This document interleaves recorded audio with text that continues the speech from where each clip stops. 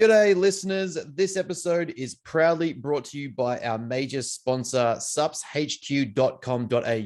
Use code BENS15 at checkout to receive 15% off on your next purchase.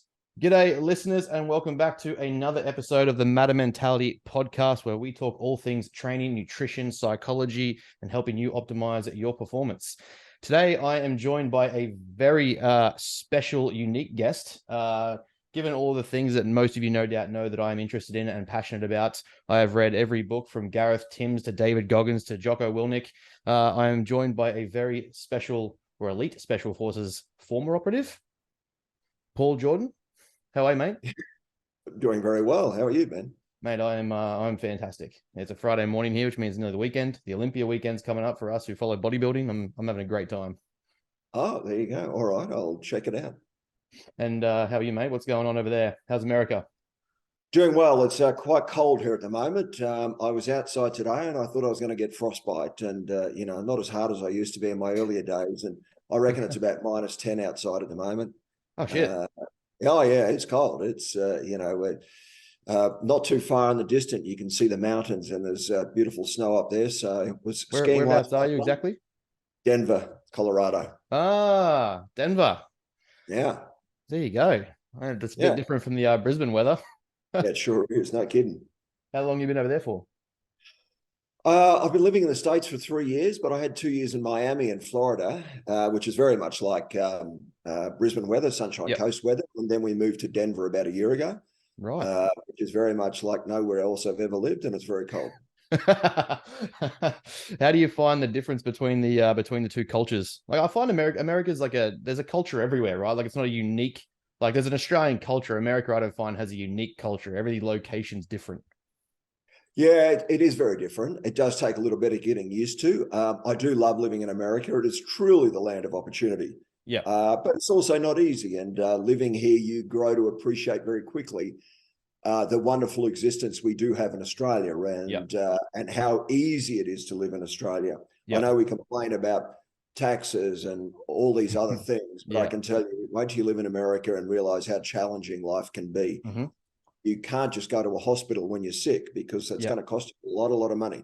Yeah. And just a lot of simple things that are very different here to what they would be in Australia. The gun culture. Yeah. I have a professional history of where I've trained in the use of weapons, but I'm not a gun nut. And boy, everyone here's got a gun. More people are being shot here every year than were being killed in Afghanistan in a war, but nothing seems to happen. So it's a strange location. Having said all that, again, I do like living here. It's a great country, good people. Yeah, every place has its pros and cons, right? Absolutely. I guess the starting off point, because I mean, I could jump into anywhere. Like I said, I have read everything that Jocko and Gareth Timmins have, and I've just even bought David Goggins' new book to listen to as well. I could jump in at any point, but I guess the starting point, because the big thing for me, like a lot of my followers, a lot of what we do, I'm sure that Brooklyn has talked to you about what we kind of do and what my passions are, maybe once or twice, but my biggest interest I've always found in my background is I've always looked up to and studied and idolized people that just challenge and they push themselves and they push things to the limit, whether that be elite, top tier athletes, top tier executives and CEOs, or, top tier or elite special forces like yourself. Like there's just something to be respected and admired about people that push the limits of what should be possible. And well, to a degree, that is the SAS. Like, there is not much more to say than that's kind of like pushing the physical and mental boundaries. So if you could, I guess, give us a bit of a background of what really got you into it, what really got you to that decision that this is what I want to try and do. Well, I came from a background where, we didn't have a lot of money as a kid. I grew up in the northern suburbs of Brisbane, and my path was kind of laid out very clearly. I would leave school when I was 15. I'll get a job in the factory. And by the time I'm 21, I'll be married. And by the time I'm 24, I'll have 5 kids. And when I'm 30, I'll be broke and divorced. Yep. That was pretty much how it was. And a lot of my friends went down that path. Yep. But I recognize, and I don't know what spurred me on to say that I'm going to break away, but I recognize now that as an 18, 19-year-old, it was quite a courageous thing where I just said to all my friends, I'm not doing that. I'm going to join the army. And, you know, they all frantically tried to talk me out of it. Think of all the 21st birthday parties you're going to miss, and you're nuts. This is the time of your life. And I said, no, I'm going. And I broke away and I joined the army. And when I did join the army, I recognized very quickly that I'd found my home. Yeah. I loved the structure. I loved the discipline. I loved getting paid to be fit and to be hard. And, you know, it was like when you're a kid playing cowboys and Indians with all your buddies. Suddenly I'm getting paid a lot of money to do this, and I'm carrying serious weaponry. But as a soldier, not all the people I worked with thought the same. So I quickly recognized that within that team environment, you are only as strong as your weakest link. And I wanted to be better. I wanted my team to be better. But a lot of people, you know, and each to their own, they showed up, they did their bit, and they went home, where I wanted to push it and go hard and be super, super strong and be the best. And I learned very quickly that that was probably the SAS. But I also recognized that I held them in such high regard that I never pretended that I would get in, that I would be part of that. But I knew I wanted to have a go. I didn't want to disappoint myself and not challenge myself to do that.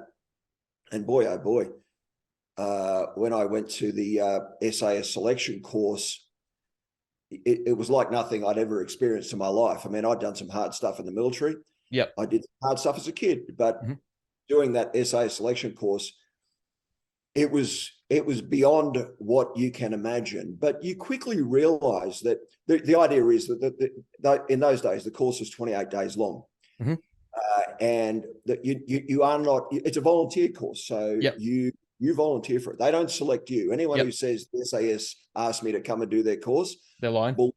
They never did, because they don't care. You have to want to do it yourself. And you're not allowed to withdraw from the course for 5 days, because that would be seen as an overreaction. So consequently, for the first 5 days, it is pure hell. There's very little sleep. They push you as hard as they possibly can. What you discover later is what they are trying to do is break you down, get you to that point of complete and utter exhaustion. Now they're going to test you, because before that point of complete exhaustion, you are fake Paul. You are the Paul. You're putting on this persona that you believe they want to see. Suddenly now you are completely exhausted. Fake Paul is gone. The real Paul comes to the fore. And that's the guy that they want to test, because that's the person they're looking for. How will that person respond when they are completely empty, when they think the fuel tank is completely gone? And how will they respond? And that's the person we want to check. So, well, at the end of 5 days, you know, I think there was 180 of us on the course. Well, about 60 people left. For me, though, I wasn't going anywhere, because I knew straight away, these guys are really good. We were being tested by existing SAS operators. And I could see how professional they were, and I wanted to be part of it. So I wasn't going anywhere, but I did gain a lot of strength from the failure of others. For me, that was a mental win.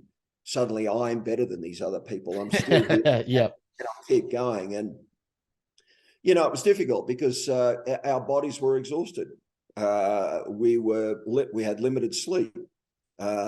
You quickly learn resilience. You know, it's not part of who you are. I mean, they kind of teach you without knowing that they're teaching you to be resilient. Just get through to the end of the day. Put one foot in front of the other.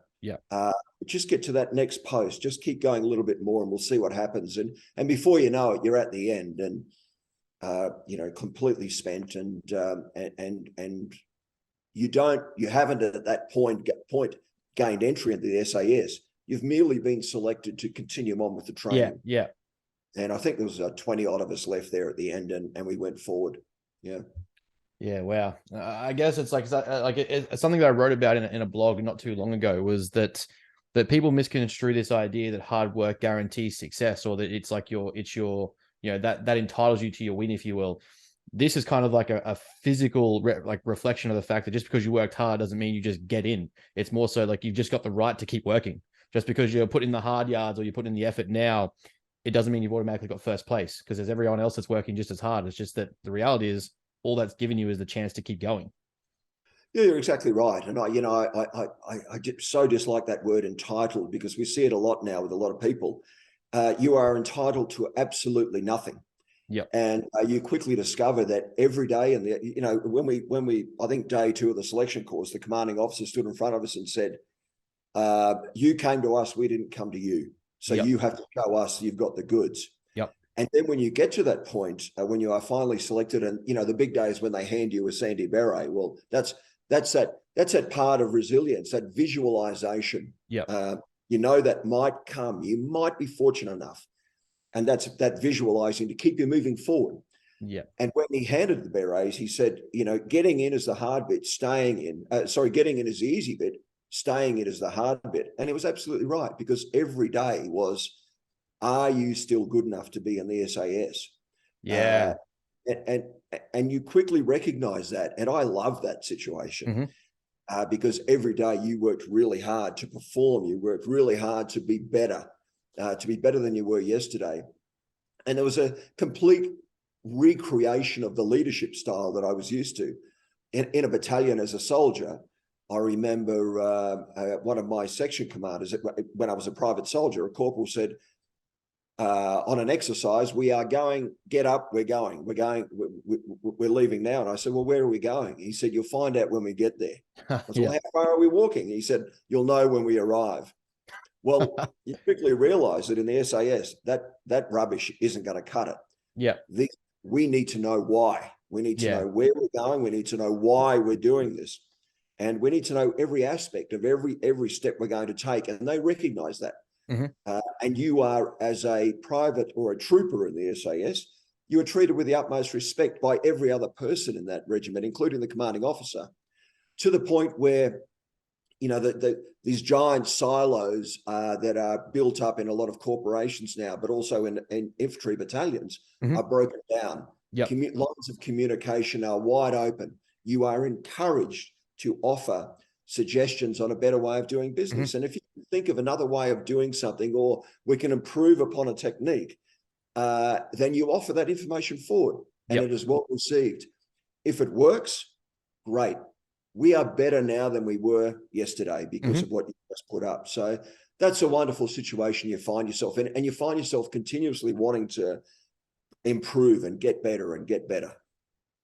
Yeah, there's so many things to expand on from that, and hopefully we'll just try and cover several of them, because one of my favorite things about Jocko is how and it's something I've tried to do with a lot of people, is a lot of what I do is trying to get people to understand that the elite teams, the elite athletes, the elite performers, the elite soldiers, they're not these out of reach, morally high or superior people. It's just that from them, we can learn how to do things better in life. But I often see in society, we ridicule people who are better than us, or who we perceive as better, or, they've worked harder, or they have, I could have been that pro athlete if. And it kind of takes away from the fact that instead of looking at these people as people we can learn from, we often try to bring them down or ridicule and mock them to kind of make them seem more human. But to me, I look at it like, for yourself, and the way Jocko sort of compared and took from his field work and took it to other places, like other domains and realms that it can be implied in, the ownership, the teamwork, the camaraderie, the way that you just described, sharing ideas and coming forward with a decentralized sort of command. You're all involved in the process, and it makes everyone else better. All these things that you can kind of take from that environment and put it elsewhere and make elsewhere better. But for some reason, we look at like elite people, if you will, and kind of almost look down on them, or they're often like ridiculed by the media and mocked and sort of made fun of. But just in what you described there has been so common across people I've spoken to, that the elite people, they take what they know, or these people that are achieving big things, we're taking what we know and applying it elsewhere to make it better. And I try to, well, that's how I try to get across to my clients and people that I work with is, just because these people are doing the, you don't want to be an elite athlete, that's fine. But the more that we can get these sort of skills or these abilities or these systems or processes and apply it to our own life, the better we're going to be. Instead of trying to look at, say, bringing them down to us, why don't we just see how much better we can be each day to be similar to what they're doing? And, it's not always well received from people that instead of saying, hey, you can actually be better, if you get what I mean. Like it's people don't often look at it as if, they aren't out of reach. You can just be better, but you don't want to sort of take that ownership on. No, I agree with you. And I think a lot of that is, my first position out of the military, I worked with a group in a mine site in the highlands of PNG, and it was absolutely torturous. I was in a complete no man's land. I found the whole environment so toxic that everyone was out for themselves. Everyone was throwing the slipper into each other behind their backs, and I really struggled. But even in those situations, if you are a smart person, there's two different types of learnings. You can do positive learning, you can do negative learning, and you can realize, well, when I find myself in a position, I will make sure that rubbish is stamped out. We will never have that because it is so counterproductive to development and counterproductive to success and moving forward. And I think a lot of what you talk about is what I see a lot in those environments is insecurity, and I see it a lot of in the old days, if you were put in charge of the CEO of the company, you surrounded yourself with people who weren't quite as smart as you, because then your job wasn't threatened. If you owned your own company, you would surround yourself with people who are smarter than you. We know that one. I totally disagree with that. I certainly believe in surrounding yourself with people who are better than me, who are smarter than me. And the SAS was truly like that. If you take somebody like a conductor of an orchestra or Steve Jobs, both the same. Jobs wasn't a computer programmer. He wasn't a marketing genius. He wasn't a designer, but he knew what he wanted to achieve, and he knew how to bring these people together, like the conductor of the orchestra. He can't play all those instruments, but he knows how to select the right people and bring them into the right positions and create magic. And that's what we did in the SAS. We selected the right people. We brought them in. We empowered them. We fed them the consciousness that we wanted them to have. We shared our consciousness that we wanted them to possess, and we created this magic because they were empowered to be good, and we trusted them, and we weren't insecure about our own positions, because I knew that I wasn't the best signaler, but I knew that the signaler on my team, he was good at that, and I relied on him at that. There was another guy who was the climbing guru. Well, he would lead the climb and we'd bring up the rear. I didn't need to be the expert. I knew that he was. And I was quite comfortable as a leader, and I still am now, to ask people to expose that vulnerability of not knowing. And I'm okay with that. And everybody should be okay. And I think if we got to that point, boy, we would, success would just open up. Oh, 100%. I completely agree. The amount of people that could benefit from just accepting that potentially they're not the best, or that someone might be able to offer something that's different to their view that could be right. We get so caught up in trying to protect ego and protect face, instead of sort of accepting that potentially this person alongside me or beneath me has just a good idea, and just because their position is X doesn't mean it's not worth listening to. No, exactly right. And I think also comes down to that age-old line of respect. We need to show respect as leaders and as people across all levels, not just to the person that is most important and accounts to at the moment. Whether I'm working in Iraq or Afghanistan, the guy who's doing the security on the front door, the guy who brings me a cup of tea, is just as important as the manager at the hotel. I don't care. This guy contributes, and that's what it's like in the SAS as well. The SAS can't work as a special forces unit on its own. It needs every battalion. It needs the artillery units, the cavalry units, the medical units. Every part of the Australian Defence Force works as one big unit. And everyone needs those units. So it doesn't matter whether you're in the SAS. Good for you. It just means you've got a different set of skills to the guy who's driving a tank. But everybody is important.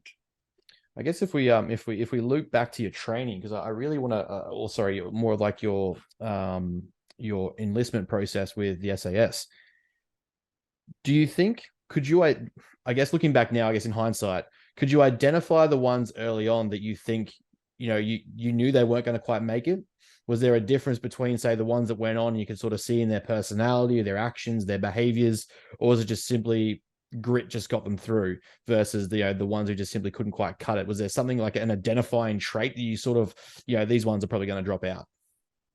Yeah, look, it's really hard because, I was, 21 years old when I did it. And frankly, I had a pulse of about 300 beats per minute from the day I got off that bus. I was almost having an anxiety attack. And, because, suddenly I'm surrounded by these people at that time I perceived to be super soldiers, and I really wanted to be part of it. And so I wasn't really focused on anybody except what was going on with me, and trying to put my best foot forward. In later years, I was then tasked with being an instructor on these courses. And it is hard to tell. You can pick out some people who you know that it's all talk. Yeah. They're talking themselves up too much. They're all bravado. They're looking down on everybody else, and they're not going to succeed. Now, keeping in mind that at the start of I'm not a bad runner, but I'm not the best runner. Yeah. Even at my peak of fitness, there were probably 20 people on that selection course who could run a hell of a lot better than I could. Yep. But it didn't matter. It didn't matter for for those assessing us. Now, at the start, well, I was right up the front. Well, at the end, it's only 40 people left, and they got rid of a few more at the end. I was well down the back. Yeah. And that's when I started to get worried. But when I eventually finished each physical event, I mean, I was on the point of throwing up, and they could see that I'd put in everything that I possibly had. I had nothing left. Yeah. And I'd given it everything I possibly could. Well, that counts for a lot, because you are able to gain control of your worst enemy in all these situations is your mind and the brain, because the brain will start saying to you, mate, forget it, cut it there. Get on the bus. You'll be back in Fremantle tonight. You can have a cold beer and a hamburger. Forget all that. and trying to get that negativity out of your mind, and only talk, I talk to myself a lot, telling myself positive things, visualizing on that future, whatever it might be, to keep myself moving forward.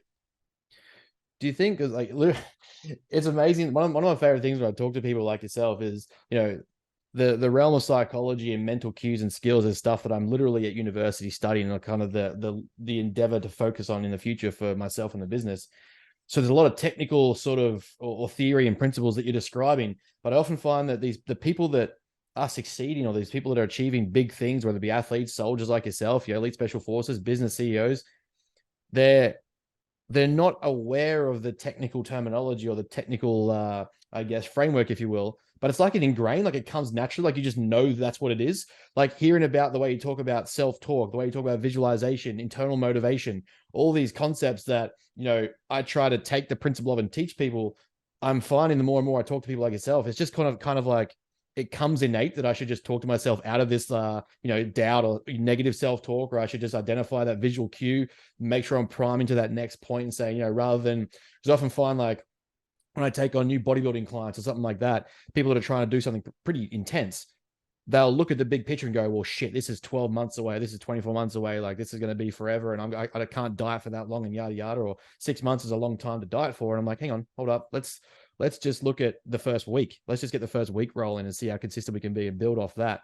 And, it's stuff that I've got to teach them, but it seems like from people like yourself, it just sort of comes innate, or like automatic, if you will. Would that be a fair description? I don't know if it's automatic. I believe you can teach that resilience and those mental cues. And if you truly want something, your brain will tell you to, I didn't know all this stuff when I was doing it. Exactly. I was just doing it. Yeah. And, for me, it was just get to that next bridge, get through tomorrow, just put one foot in front of the other. And people say, well, I'm completely at the end of it. I'm completely exhausted. I've got nothing left in the tank. I need to sit down. Really? What happens when the bullets start ringing? I think when bullets start coming down range, let's see how quickly you move. Yeah. And when you are completely spent and completely at the end, there's about another 15% left in the tank. Yeah. You can keep going. And look, the wonderful thing about doing that is that unless you are an elite athlete and you've done a ultra and Ironman or a couple of marathons, and you get to that 8-hour mark on a marathon, and you oh God, I got another 10Ks to go. And unless you've done that, unless you've pushed your body and your mind to that point of I'm done, then you really don't know who you are. Yeah. You really don't know what you are truly capable of. Yeah. And that's another positive to come out of that sort of training. The other point you made, I think, is a good one. And it's like when we used to spend a lot of time on the range with weapons, training in weapons. And we got to the point where we had to get to the point where you would subconsciously be working the weapons operating a submachine gun, an assault rifle, and a pistol subconsciously, while consciously being aware of everything that's going on around you and everything slowing down, even though it's going a million miles an hour. But you do that just through that constant repetition, through that constant ability to be able to absorb this information as quickly as you possibly can. Now, with a pistol, you could say to yourself, don't jerk the trigger. Don't do this. Don't do that. None of that works. What you need to do is say, squeeze the trigger. Yep. That's right. That's right. Just hold it like this. Do this. So create positive thoughts in your mind rather than letting any negativity enter. Negativity will kill you. Yeah, that's like, it was one of the most interesting things I found in some research. Just to literally double back on that. One of the best ways they found improvement in cricketers that were losing or consistently going through like a pro season losing, if you will, especially in Australia, some research was conducted, and they found the change from an athlete to what we call technical self-talk, as you're describing there, rather than being like, don't stuff up, don't fuck up, don't shoot yourself in the foot, don't miss the bounce. It became, I know that, first stride forward, crease at the swing. I'm going to turn the bat this way, rotate here to get an edge. That's technically right. Talking yourself through the process with a sort of positive visualization, improved batter connection, batting strike rates, being able to actually connect with the ball, improve the total runs of the team. Like just those few cues, if you will, reduce things like performance anxiety, self-doubt, fear and insecurity of losing. Those things weren't even thought about because they were just simply talking themselves through the process of what to do. Even at the pro level, like, I played rugby league for 20 years. I could know how I was supposed to spin a ball inside and out and, not even second guess it. But even at the pro level, they're saying, even at this level, the guys are still, when they have a bad day or they come off they're sort of deviating a little bit, is just talk through the simple processes, talk through the basic skills and sort of know exactly how you do it. If at the top level, a batter who's, playing for Australia or the Brisbane Lions, Brisbane Heat, they're still talking themselves through the skill set. You should probably be talking yourself through the skill set as well. Like there's still things that you can go back and double back on and learn or correct or improve upon just from simplifying the process or talking through the technique rather than being like, don't screw up, don't do this, don't shoot yourself in the foot. Like it's so much more positively structured when you talk to yourself in that manner than just people saying, don't be shit. Yeah, that's exactly right. And I think the add-on to that is that we were very fortunate in the SAS where everyone around you is also seen as a coach. So I learned from everybody. The guys that I'd gone into the SAS with, my peers to my superiors, everyone was there to teach everybody how to be better, how to improve. And whether you had a mentor or whether it was just somebody you looked up to and wanted to emulate their skills. And I always think of somebody like Tiger Woods. Tiger Woods won the US Masters in 2019 again. And that guy finished that competition. He won what is arguably probably one of the greatest victories, greatest golf tournaments on the planet, and went back to his coach to improve upon his swing, to tweak it a little bit. Now this guy's a golfer in the world, but he still has a coach. And I think it's that ability to let go, to open yourself up, and to rely on other people to help you. You talked about bodybuilding. I mean, I'm sure bodybuilders have coaches on how to pose and how to train and how to the techniques of squatting, all these sorts of things. Accepting that it can't be the best of everything. It's okay to reach out and ask for help. And open up your mind to receive that help. Yeah, exactly. I completely agree.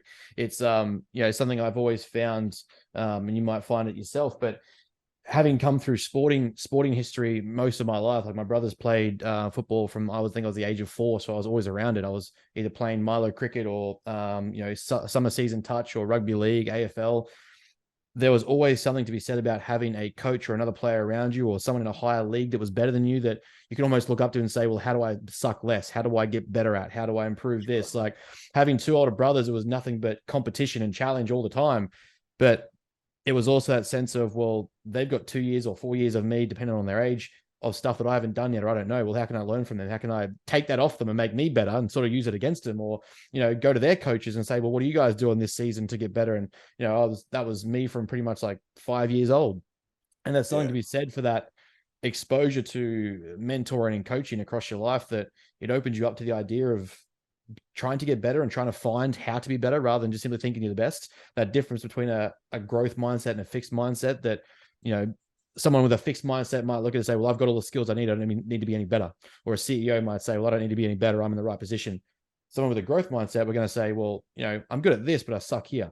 I'm good at this, but how do I get better at that? How can I find someone to help me improve that? Right. And that, you know, by the sounds of it, that's literally everyone in the SAS, which you can't ask for much more of a growth opportunity than that. Yeah, exactly right. And it's about accepting that there's always room for improvement. And look, the wonderful thing about that is every day we change. The enemy is watching. The enemy is always watching. And they will say, well, we know how the SAS operates now in the jungle. So let's develop our tactics around that. The next time we meet the enemy, we're doing something totally different because we're changing every day.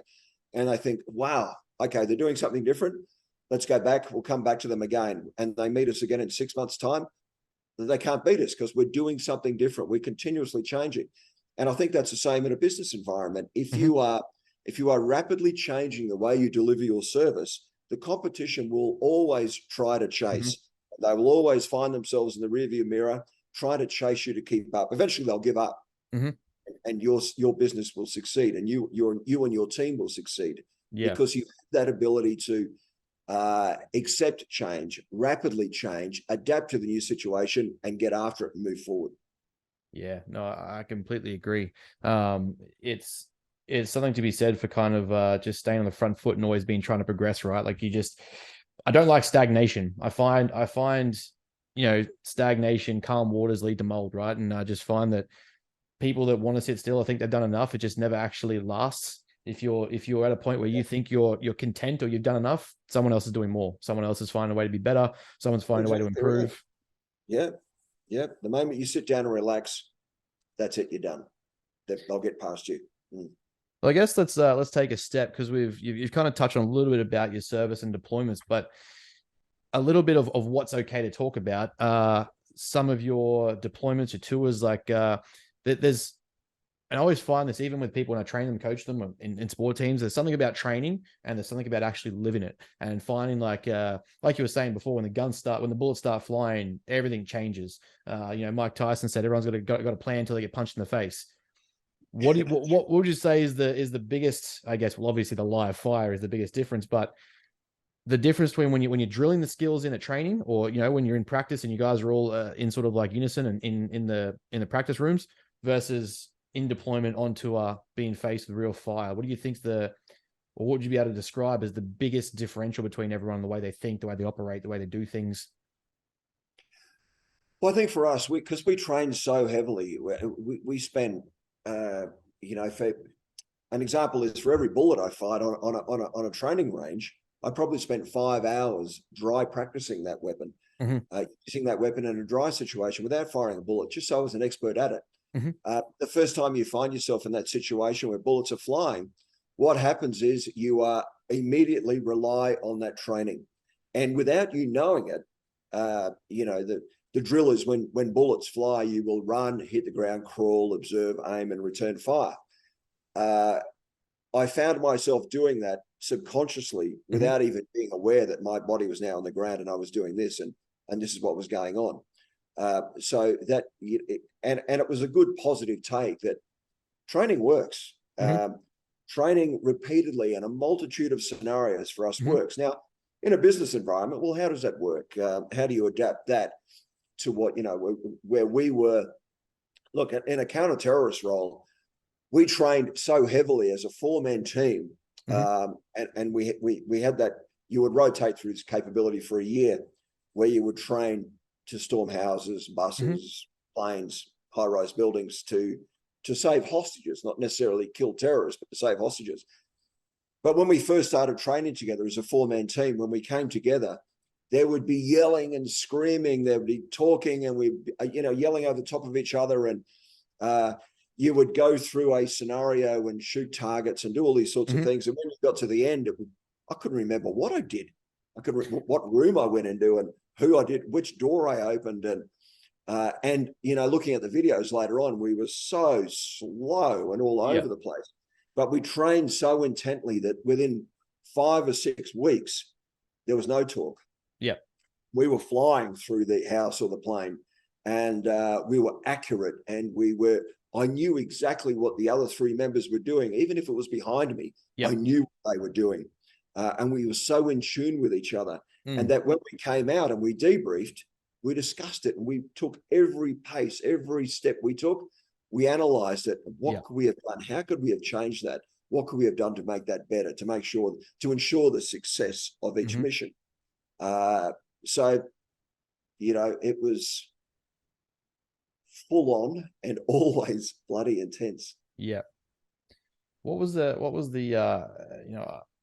I guess I've to no degree experienced anything similar, but in a similar essence, in all my athletes and all my sort of like my business clients, mentoring clients, I have a similar premise where, I call it just watching tape. And it used to be what we do back in rugby league days after, playing schoolboys, or we have because one of the best things about my school experience was we had rugby league as a program. So we were able to like part of our schooling curriculum was to have rugby league as a class. So one of our training days after a season or after a competition run would be to sit back and watch film, or each week, like the coach would pick out points if we lost, be like, all right, we're watching this and watch the film. Because we'd be able to see, like, okay, when you thought you threw this pass, this is what happened. Or when you thought you kicked the ball in this direction, this is what happened. Where was the rest of the team moving with you? And there's something that can be said for that unbiased reflection, just sort of looking back and say, what did I do? What did the rest of the team do when I thought I was doing this? Or how did I react when this happened? It's the same thing when I have athletes that I get them to record training sessions. Just go back and watch how you executed that movement. Did you really squat the way that you thought you did? Did you really move the weight in this direction as you said that you did to me? Was it intensity there? Was the intent in your movements? Did you execute with intention? And when, they'll say, yeah, I did for sure. You go back and watch it, and it's like, you said you train with intensity, but there's about 10 reps left in the tank here. You've got a little bit left here where you thought you were training hard, but hard's here and you were kind of here. How about we go back and have another crack at that? And, that unbiased openness to that reflection of, you're just watching film. You can't be emotional about it. You just have to sit and look and say, well, I did that. That's what I did. How do we make it better? And I just find that process alone just changes people, because it can't be biased. You can't have emotion towards it. It's just simply, I did that and now I have to improve it. Or if I want to get better, that's what I do better. Yeah, exactly right. And I would also adapt that to my business world, where if I put in a tender to win some work, if I lost the tender, then we would get together as a team. We would take that whole thing apart and say, why did we lose? How could we have done it better? What should we have changed? Was our cost model out? Was our marketing model out? But conversely, if I won the tender, I would do the same thing. Yep. What did we do that worked? What was good? What else could we have done to guarantee the success next time? How could we have done that better? So just winning doesn't mean that you don't sit down and watch that tape. Winning means there is always room for improvement somewhere. Yeah. Just so regardless of situation, there's a debrief, basically. A debrief or reflection moment. Yeah, exactly right. But look, I mean, back to your question a couple of questions ago, I have been involved in situations where my SAS unit has been with the regular Defence Force.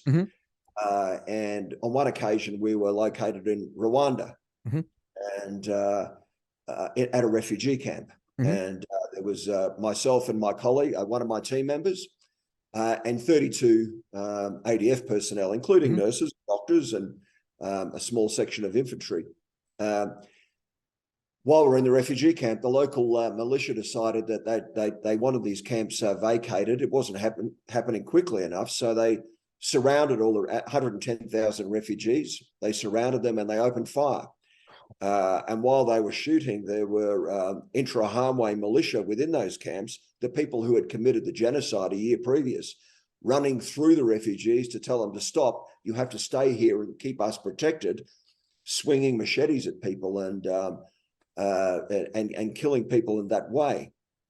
So from a leadership point of view and trying to work in with a team that I wasn't regularly with, that was a challenge. Yeah, of course. But it was a matter of stepping up, taking on that role, working within that team and recognizing everybody's capabilities. The doctors and nurses had a role to do. The signaller had a role to do. Get a mass casualty call. We've got 10,000 dead people now. Let the UN know that we're getting, this could be an imminent wipeout of 32 Australian Defence Force personnel. and trying to help the young soldiers on the perimeter, trying to hold that line, because obviously refugees were trying to run at us for safety and protection. So, when those, but, at the same time, we've got rockets and mortars and bullets flying over our head, and the old cheeky Rwandan soldier taking a pot shot at us as well. So it was a very full-on experience, but your training still comes back. Control what you can control. Yeah. What you can't control, just put that aside for now. Yeah. Yeah, it's interesting. From that situation, you refer to something so stoic. Like, it's a principle that I ingrain into people when it comes to just perspective. I find that people get so overwhelmed by the simplest things sometimes that, the minds become so overwhelmed with all these tasks got to do, or like, I've got to diet today and train today, and I've got to execute my cardio and yada yada. And they get overwhelmed. I've also got to go to work. Well, firstly, let's take it back a notch. What can you control today? What's the stuff that you're in charge of, that you have control of? I mean, if in the most elite situation like that actually demands pressure and, attention and immediate response, if you have the ability to stop and decompartmentalize and say, hey, what are we in control of here? What do we have charge of that can make a difference? The rest of it, there's no point being worked up about. There's no point flailing arms and crying and sort of moaning about it when we've got actions to take. What are the actions that we can take? That level of intensity can still be broken down like that by yourself. Then people in general life, I find, that same principle can apply. Just take that step back and just sort of look back and say, well, what am I in charge of? What do I actually have control over? And is the rest of it worth being worked up about? Because if we put it into perspective and sort of shift that mindset, you being able to do that with that situation that is catastrophic, and someone having a stressful day at work, I think we can kind of, we can work something out here to sort of pull your anxiety or your arousal down a notch or two. Yeah, exactly right. And I certainly don't belittle people who do find themselves struggling with 27 not at all. Yeah. 27 emails and 5 bosses are demanding this, and they're juggling 12 balls at the same time, because everyone manages things in a different way. Yeah, of course. But I would say, Mao Zedong, for all his faults, he had a great saying during the revolution: if you have to march 10,000 li, you have to start by taking one step. Mm-hmm. And and I love that. I think that if you just don't know, just take one step forward. It might be the wrong one, but by doing that, you will quickly realize you've gotten yourself off the target, you've got yourself moving, you've got yourself tackling one problem, and you'll quickly realize that, okay, I'm not quite right here. An example, in that refugee camp, I came across a woman who, because there were piles of bodies everywhere, and I was walking through, this woman grabbed him on the leg. She was laying on the ground. She grabbed me. I looked down, and her thumb had been severed all the way down here. It was kind of hanging off. And so I pulled a bandage out of my pocket and I started bandaging it. And then I had a look at her and I realized that she was barely breathing. And when I had a look, I just eased her shirt to one side and I could see the bullet hole in her chest. So what you quickly determined that she'd been pushed down, a soldier had stood over the top, and she put her hand up and the bullet went through her chest. I shouldn't have been treating this. I should have been treating her chest wound. Yeah. So it was just a point of, switching me on. I did something, but at least I was moving forward and doing something. Yeah. It diverted me onto the right action, which was to fix this, which I think is the right thing. So, look, another example is the tsunami in the Asian tsunami, I think in 2005. I was in Aceh in northern Sumatra. I got off the plane at midnight and I could smell death. I mean, there were 200,000 dead people lying in the streets of Aceh. It was just horrendous. Trucks were driving down the road the next day full of bodies and mass graves everywhere. And it was just an awful, awful experience. About 2 days later, I went with a journalist crew further south, and this lovely nurse, she was just beside herself. She could barely control her emotions. She said, "Paul, it's terrible. Yesterday I was on the beach and I saw 2 dead people on the beach." And my first thought was, are you shitting me? 2 dead people? I just saw 200,000 dead people. But I quickly corrected myself, because for her, that's a lot. That was her reality. For her, that was the worst thing she had ever seen. And for her, relatively speaking, it was awful, awful, awful. It was causing her sleepless nights. For me, it was nothing. So, everyone has their own different relative situation, but the advice remains the same. And as you quite rightly said, control what you can and get started, get into it. Yeah, I think it's a powerful point there you're sort of talking on, is the way that, you know, our experiences sort of shape what we understand and sort of our perspective, right? Like for me, and again, this is nowhere to compare what you've seen there, because, you know, those situations are just awful. But, you know, I've been through some, you know, a lot of listeners and stuff will already know that I've talked about it before. Is like, yeah, my father passed away 4 years ago. He battled cancer for like 10 years. My mum had two tumors that she had removed herself only a year later. You know, separations and breakups and that sort of jazz. Depression, car accidents. Like I've been through some things to no to degree to yourself, but each time I found that it's increased my capacity for handling mental toughness. Like every time I've been through something like that, it's fostered a bit more resilience in me, where I've found another level that I can operate at. And I've taken that to my business, and I sort of said, well, you know, I could work at this level. Excuse me. Every time I think that now that I'm stressed or I'm tired or I have a limit or I found my capacity, that just tells me now I've got another capacity. I've got another level to reach or to work towards. Well, you know, I was juggling 30 clients. Well, now I've got 40 and that's easy. I've got 50 clients. That's easy. I've got this level. I'm also building courses or I'm doing these things. Like every time I think there's a limit here, I'm like, well, you know, that last limit was a limit and I've got past it. And you know, every time I find that when people sort of tell me about how stressful things are, I try to reshift that to sort of look at and say, well, you know, there's people that have been through tenfold worse than us that have come out tenfold better. How do we just take that situation you're learning through, and instead of looking at it as being defeated by, or, you know, it's breaking me or it's ruining me, how do we take that and realize that it's actually shaping you to be better in the future? We're sort of learning a new limit for ourselves. We've got a new capacity here. We've got a new bandwidth, if you will, that we can now get through the shit because we've just showed ourselves we can. And the last time you thought you'd break, you didn't break. And the time before that, you didn't break. So, you know, just going back on that point there where she's seen 2 people and you've seen 200,000 people, like, yeah, it's a lot for her, but in the future now, when she's working in the field or she's being deployed somewhere, she's going to go, I know how to react when I see dead people because I've seen two. You're Yeah, obviously at the level where you've seen 200,000, but just for her to get started now, like, you know, she has that, at least that capacity to handle seeing death. So she knows what to do and get to work. Yeah, you're right. And you also touch on an interesting point that I was encouraged in my earlier career. And it was actually a Brooklyn's grandfather who was very much a father figure to me when I was a young lad, because my father wasn't around. But when I was accepted in the army and got into the army, he said to me, "Oh, well done. That's great. What next?" Yeah. Oh, okay. Actually, I'll think about doing the SA selection course. I got into the SAS. I went back. I caught up with him as I did, and he said, "Well, great. You're in the SAS. What next?" I thought, "Jesus, take it easy. Are you sure?" It's so impressive, this man. There's nothing left of me, you know. You're ever going to get excited? But what he was saying was right. Don't sit back and accept that. That's great. You've done good. What else are you going to do now? Where do you go from there?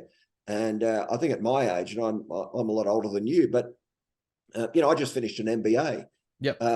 And it took me a year and a half to do that. And because I've always wanted to do that, and COVID allowed me to do that, and my situation here in the States allowed me to do that. But it also came down to that: what next? Yep. What do I need to do now? And and I think the day you stop saying that, well, you might as well go to the retirement village or something and hang up the gloves. Yeah, no, I completely agree. It's something that me and Brooklyn share a very similar philosophy on. Is I said that one of the things that I was never intellectually sound at school. I was all about sport. Like the rugby league was my career. I was going to go pro. I wanted to get an NRL contract, get a trade if I had to, and that was the plan. I would say I was intelligent, but like the interest in schooling and the subjects I had no interest in weren't really there for me. Like I love my modern history and ancient history. I love rugby league. I loved PE. Classes like that, sort of hands-on stuff. But if it wasn't of my interest, I didn't care. But now, my thing is always, I want to keep, like, till the day I die, I'm going to keep learning something. And, there's always a premise of something I don't know. And, with life and time, obviously there's a limitation to how much we can ever learn. But as long as I'm going, there's going to be something I'm going to try and do to be better or learn or know so that I can continually improve. My business itself has no relevance to understanding history, but lunch breaks that I give myself, downtime I give myself, like my YouTube is basically just history, watching videos or documentaries or reviewing like war film and stuff like that. Like I never say that war is great, but when we can go through and look back at things or situations that happened, like my pastime passion, if you will, is just studying World War II. I just do it because it's something that I find interesting and relevant to understand for the future. These things are not related to my career, if you will, but there's always something to learn or progress through or study and understand. That to me, till the day I'm done, there'll be something I'm trying to improve or learn. Otherwise, what's the point? This whole notion to me of, oh, you get the white picket fence, you get the house, you get the trade, you marry, you have a couple of kids and settle down, and that's it. The sporting career didn't happen, so now you're just at work a little bit resentful and spiteful about the fact that there was an injury or a problem. Work 40 years, retire, and that's it. What's the point? Go live on the beach and that's it. That to me, I was like, that doesn't tick any of the boxes. I have absolutely no interest in that whatsoever. It's too content for me. And I get everyone's different, but to think that 20 of the last years you might have should just be spent doing nothing, I was like, that doesn't make sense to me. No, that's right. And I would argue that, that is such a sad waste of a life that people, I would hope, regardless of what expectations people have, but, you need to live to your full potential. Mm-hmm. And it would be horrible to get to that point of retirement age where you still had half a tank left of things that you just talked about doing. You talked about it, about it. Everyone can talk about doing stuff. It's those who finish doing what they're talking about rather than, setting it up. I'm going to do this. I'm going to do that. You're going to do nothing. You end up achieving nothing. Well, my thoughts are, well, how about a bit of shut the hell up? Yeah. Get onto it, get it done, and then tell me that you've done it. Yeah.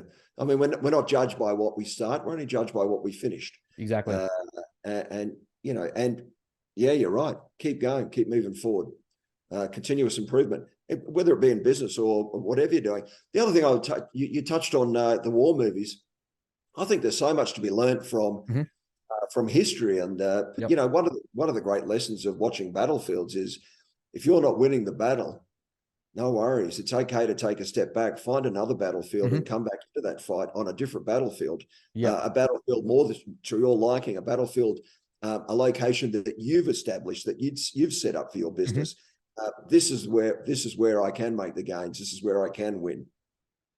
It's something I find interesting when I talk to people and they have absolutely no relevance, or they have not even an ounce of knowledge to something like history, when there's so much to be learned from it. I get lost in it. I could spend I'll look through, say, the 20th century. There's so much that just happened in the 20th century. I get lost there for days, and then my compulsion just goes, well, what's next? What else is there to learn here? And then I'll go back to World War One. I'll go, okay, well, what led to World War One? I will go back here and we'll look at the creation of Europe, and we'll look at, and it's just like all of these things, they led in sort of dominoes to where we are now. It's almost insulting not to look at it and try and understand it and piece it together to sort of say, well, what can I apply to life from these lessons? Well, exactly right. And the sad reality out of history is that history will repeat itself. And, we've watched Afghanistan as a good example, the war in Afghanistan, a monumental waste of effort and funds. The war in Vietnam, same deal. The war in Ukraine. The Russian military should have been able to completely destroy the Ukraine. They haven't. And they haven't because winning a guerrilla war is impossible, difficult and almost impossible. And the Russians will find that out and continue to find that out over this protracted period of this war. Yeah, it's going to be an interesting time for Europe going forward after this. To circle back a bit, you were sort of describing about, what next, and kind of, that whole premise of, well, what's next? Okay, that was good, but what's next? We've sort of touched on, the entry life and sort of getting into training. We could spend an hour at each one of these points, basically, because they're so interesting to me and everything that I've read and what I've taken away from them. But what did you know what was next when you sort of finished in the SAS, when you're like, what, I've ticked my 15 years. I believe Brooklyn did say was it 15 years or 20? I think it was 15 years served 10 years. Did you know what was next after that? Or were you kind of like, oh, let's just see what happens? Or you were, all right, I've done my time here. What's the next high performance thing I'm looking for? No, I didn't. I was already studying at university while in my last couple of years in the SAS. And again, I didn't graduate high school. So, but I knew that one thing that was next is I wanted to get a university degree. I wanted to be the first person in my family to get a degree. Yep. And I was. But, I came out of Rwanda. And I've been away for 7 months, surrounded by a lot of horrible stuff. Yeah. And, a lot of people I came back with, the regular Defence Force personnel, found themselves, in hospitals and really struggling to cope with life, and because it was a horrific experience. Yeah. I had 2 young children, a heavily pregnant wife, and I was really tired. And I was offered an opportunity in a security role, a management role in the Highlands of PNG, and I just made a snap decision. I'm going to do that. Yep. It's now time. I need a break. So there's a couple of things. In hindsight, I might have been better off just saying, hey, look, I actually need to take my long service leave, which I was entitled to. Yep. I need to catch my breath. But, the other issue is 6 months later, in Townsville, 2 Black Hawk helicopters smashed into each other on an exercise, and 15 SAS soldiers were killed, and 3 aviation guys were killed. Well, that was my entire team. So had I remained in the SAS, I mean, you never know, but certainly my team and the person who took my role that I was aspiring to, they all died in that crash. So, it's hard to say, well, I should have stayed in, and then, but I did. Look, then September 11 happened shortly thereafter. Look, away I went, and my life was just a whirlwind after that. Yeah. I went to every nasty spot around the world, providing security management processes for a variety of the Australian government, the Japanese government, the New Zealand government, 60 Minutes, Channel 7, Channel 9, Channel 10, everywhere, mining companies in northern Iraq. And, I found myself doing some really cool stuff. I spent some time with the Kurds in northern Syria. Yeah, wow.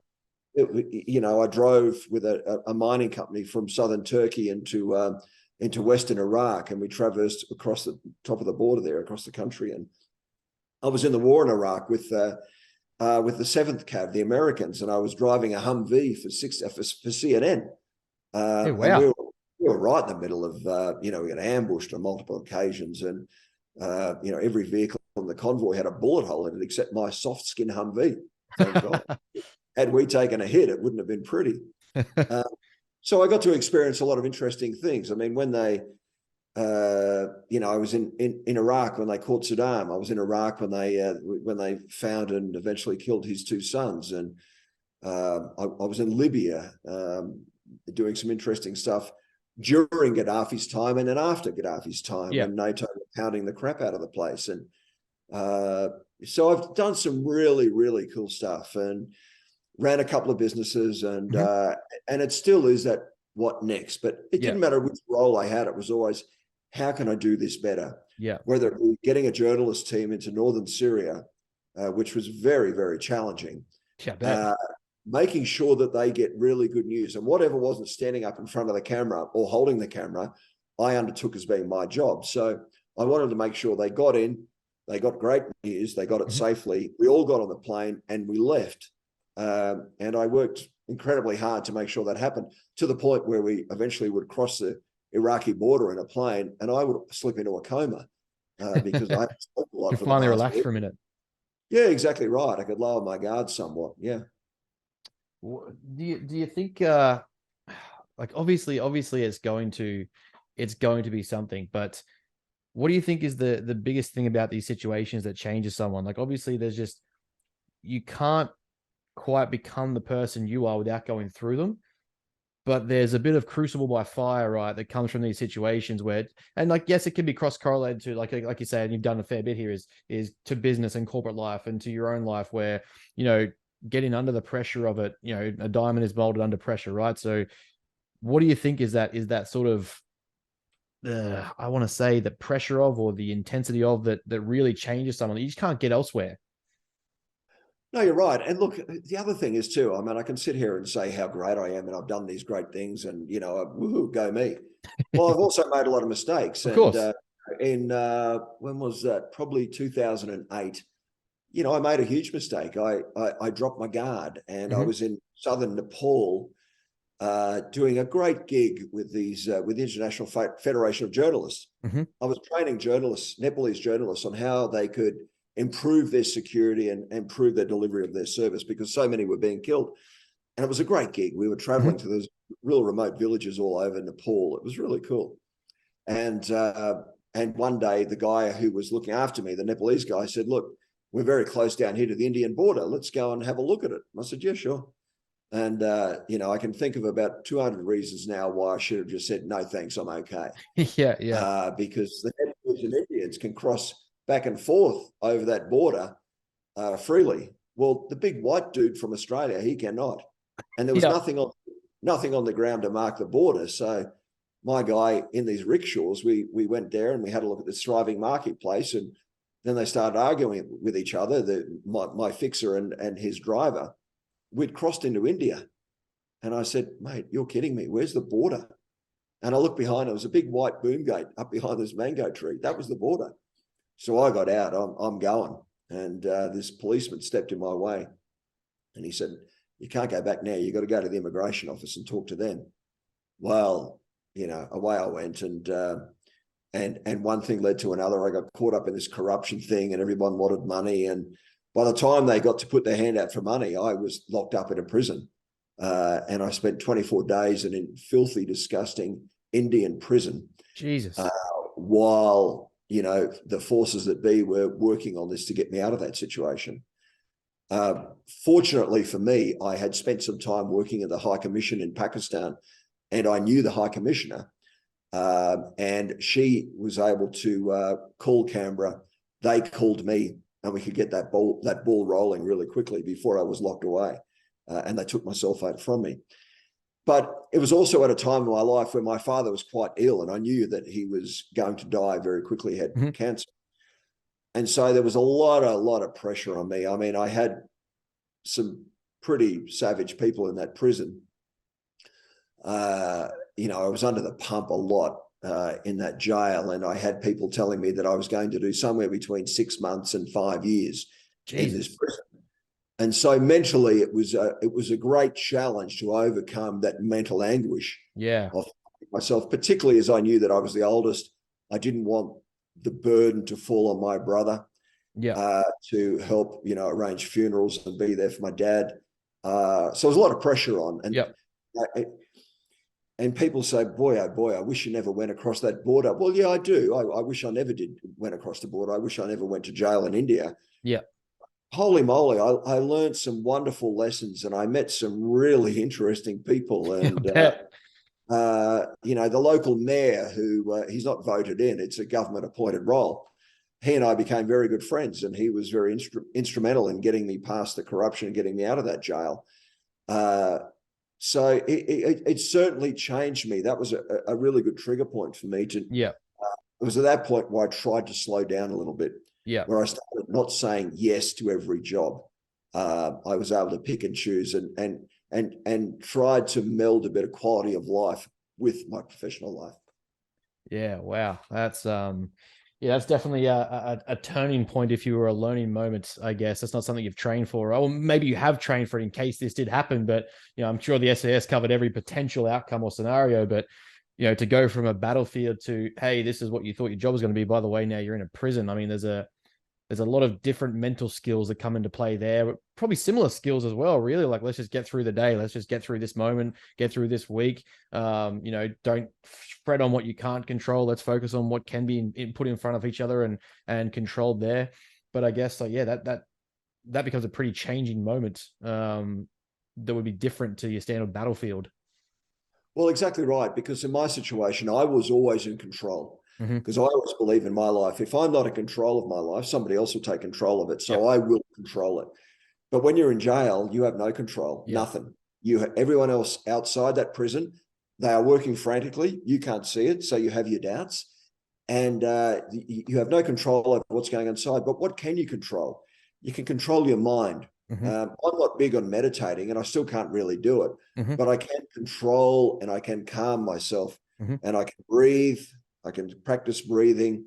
And, when I'm sleeping on a bare floor that's wet, there are rats running through the place, and it smells like a disgusting old toilet, the whole place. But it's really hard to focus on positives when you're in that situation, but you have to look for them. You have to find them somewhere. You have to just focus on get till tomorrow. And the challenge also was that I had people coming and saying, don't worry, Mr. Paul, do not worry. Tomorrow, the judge said you are free. Oh, good. Great. Then comes tomorrow. I don't hear from anybody. Yeah. And 2 days Yeah. later, again. So you quickly wash all that away. I mentally prepared my brain to be here for 6 months, Hmm. and I got out 24 days later. So, in that way, I was fortunate. There was a positive. I had a victory, Hmm. but it was a bloody challenge. I can tell you that was tough. I guess like these are obviously they're nowhere near comparable, and one was a devastation to many, and one was kind of devastating to yourself.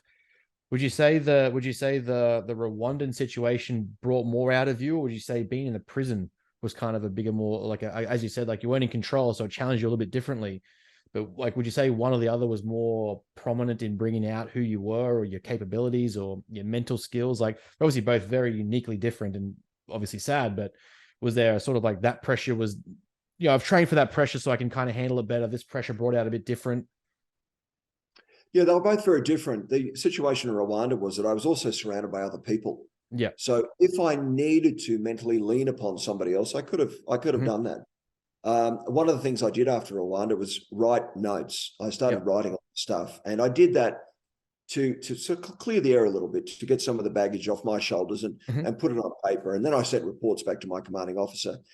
Uh, so I was able to manage that, but I also did surprise myself how I coped with that situation. Mm-hmm. But you quickly learn that in those horrible situations, you you I coped with it then by locking it away in the vault in the back Yeah. of my head somewhere, Yeah. never to be opened up again. The problem is when I was probably, I don't know, my late 20s then. Later on in life, and certainly when I ended up in a prison in India, I was alone. It was Yeah. up to me. I had to control it myself. But the SAS also prepared me for that. I can work with a team, but I can work alone. But I also didn't have that government support that you would Yeah. hope that you get when you're in the military. And I was alone, and there was a lot piling up. And it was actually around that period of my life where I did start to struggle, where I'd Mm-hmm. locked away all these. I was involved in a shootout in the highlands of PNG, and lives were lost, and I was responsible for some of those, for one of those lives lost. You lock all this stuff away, and Yeah. death of fathers, as you're aware of, death of my brother when I was a kid. You lock all this stuff in the vault, but at some point in life, that vault starts to leak, Yeah. and the stuff starts trickling back into your brain. And that's when you really find yourself being challenged. How do you cope with that? And there are a lot of people, former military personnel, men and women, who struggle with that now. And Mm-hmm. we've seen suicides amongst Yes. veterans. It's incredibly high. Uh, if you couple that situation with a poor relationship, a poor understanding partner at the time, Mm-hmm. boy, oh boy, it's a real mountain to carry around, and a real challenge to be able to deal with that. And when I found myself, when I got to that point, anything that didn't add value to my life, I cut it Mm-hmm. away. It Yep. was gone.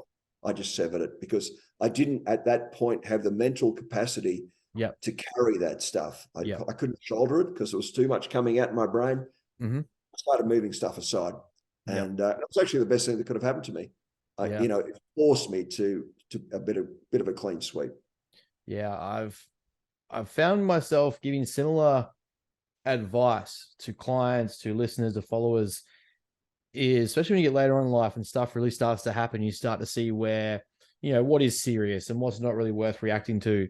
It gets to a certain point where, I call it a 7 or higher.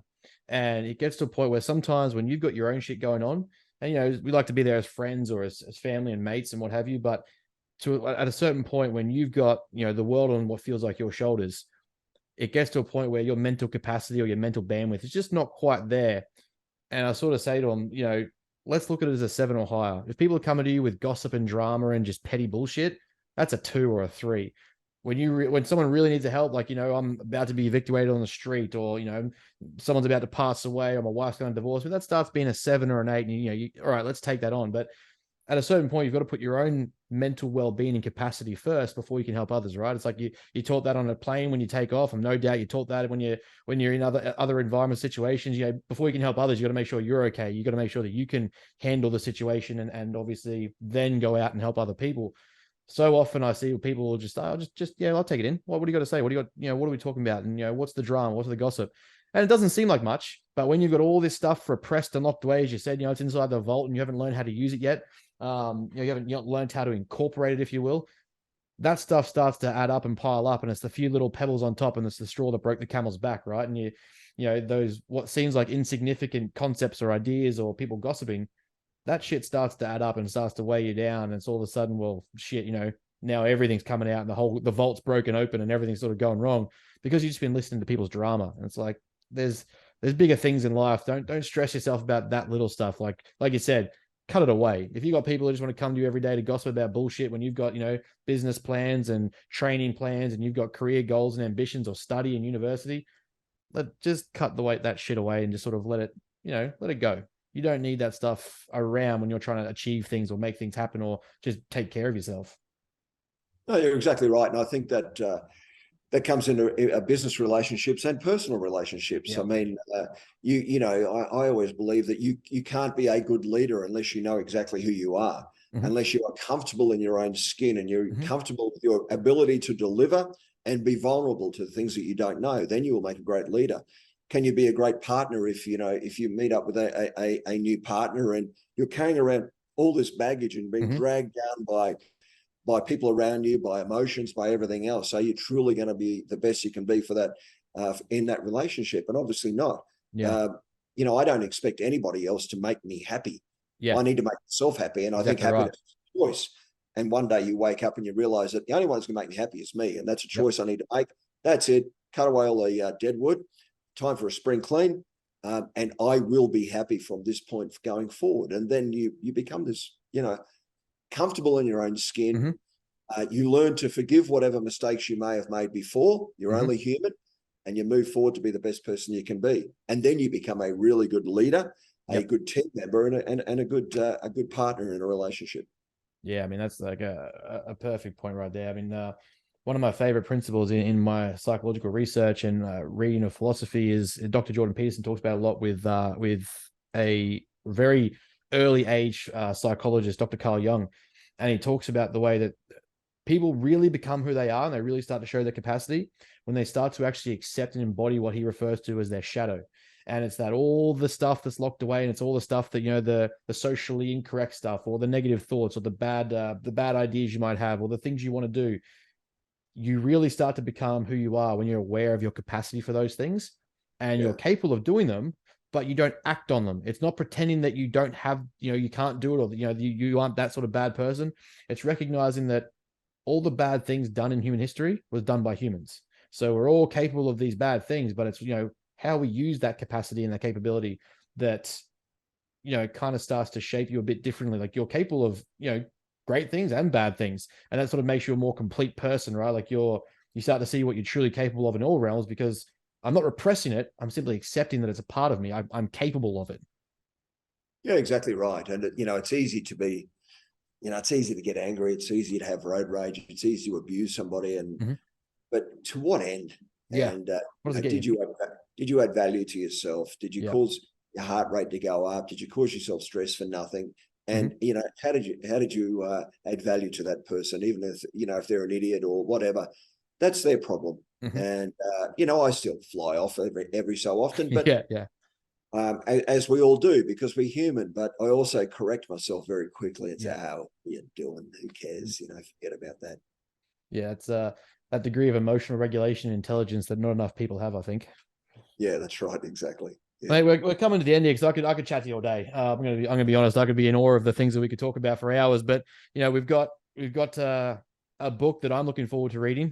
Brooklyn's told me many things about it, but The Hard Day Was Yesterday, I believe, is the book you've written. The Easy Day was yesterday. The Easy Day, sorry, the Easy Day was yesterday. Yeah. The hard days are coming. Yeah. The Easy Day. Hard days are coming. Yeah, and it was actually on the second day of the selection course, this wonderful warrant officer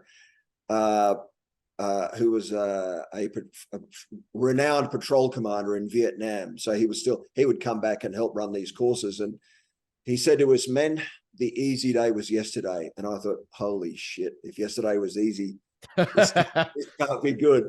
And it always stuck with me, and I thought it was a great saying. So that's where the name of the book came from. And what I guess a quick synopsis, if you will, what is the premise of the book? Obviously, it's going to be a story about yourself, your adventures, your experiences. Well, it is. Look, I would warn everybody. It says something on the front cover, you know, the life of an SAS soldier or something. Yes, there are small segments about the SAS in the book, and everything about the SAS that I've said has already been written before. So I'm not giving anything away, but it's also about everything else I've done. So what I tended to do for my own mental stability, I would write down after every major event in my life. I'd write, you know, 20 or 30 pages on what happened, how I felt, what took place, interactions, blah, blah, blah. The end result was I had all these different chapters of events, but I didn't have a book. Nothing about it together. When I went to jail, I was writing on old newspapers, different things that were occurring. And it just came to me in jail that I could weave the jail experience in and out of all those other adventures in my life, and sort of flick back and forth between the two. And then I had a book, and then I sent it off to 3 publishers, and the 3 publishers came back and said, "Yeah, we'll take it." And I had the luxury of being able to pick which one I wanted to go with, and it was a great experience. Hey, that's awesome.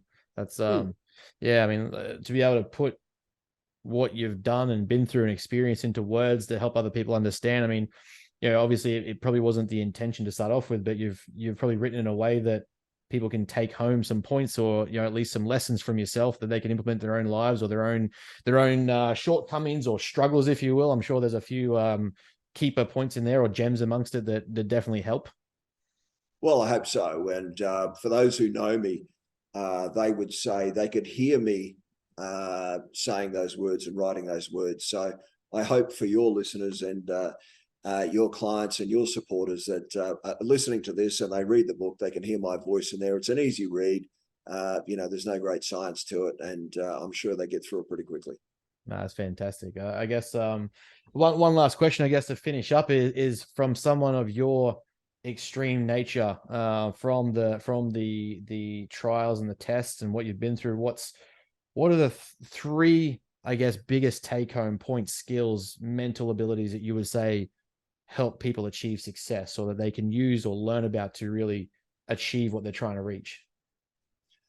Never accept failure, and failure is okay. Failure will happen to everybody.